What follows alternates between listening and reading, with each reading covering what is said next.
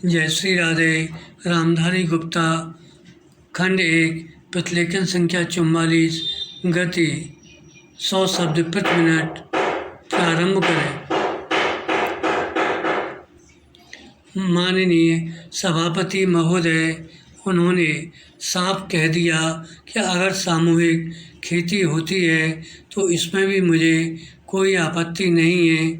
मैं यह कहना चाहता हूँ कि इस बिल को देखने से यह साफ स्पष्ट होता है कि उस सहकारी समिति के जितने सदस्य होंगे वह अपनी अपनी ज़मीन को एक साथ कर लेंगे और अगर समिति से निकालना चाहेंगे तो एक साथ अधिक ज़मीन उसको नहीं मिल सकती है। इस बिल के संबंध में इस सदन के सरकारी दल वाले लोगों ने और विरोधी दल के लोगों ने बहुत सी बातें कही हैं। जैसा कि यह बिल है, इसको अभी समिति के सामने विचार के लिए जाना है और वहाँ से विचार होने के बाद यह इस सदन के सामने फिर से विचार के लिए पेश किया जाएगा। तब माननीय सदस्यों को पूरी तरह से यह अधिकार होगा कि जहाँ तक इसमें दी गई बातों का संबंध है उसमें परिवर्तन ला सकते हैं या उसको हटा सकते हैं।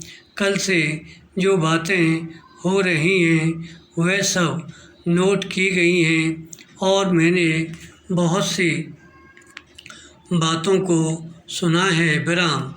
इस समिति में उन सब बातों पर विचार किया जाएगा। विराम।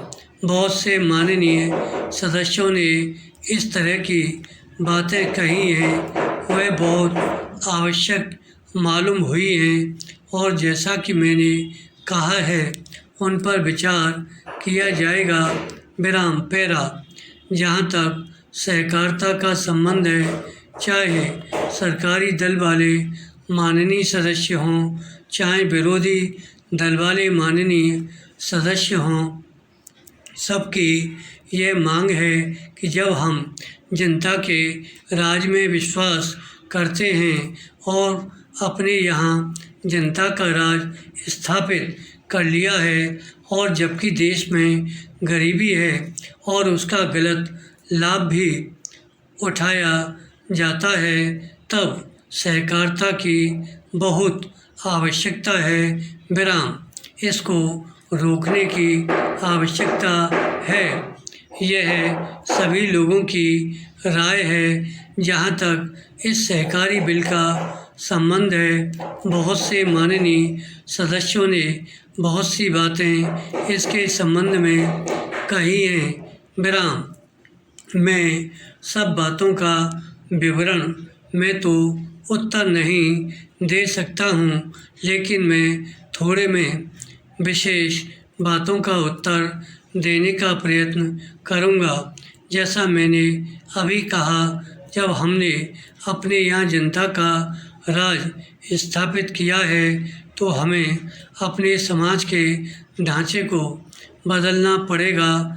हमारे यहाँ गरीबी और अमीरी चली आती है। हमारे देश में एक गहरी खाई चली आती है और आज भी समाज में गलत लाभ उठाया जाता है। विराम।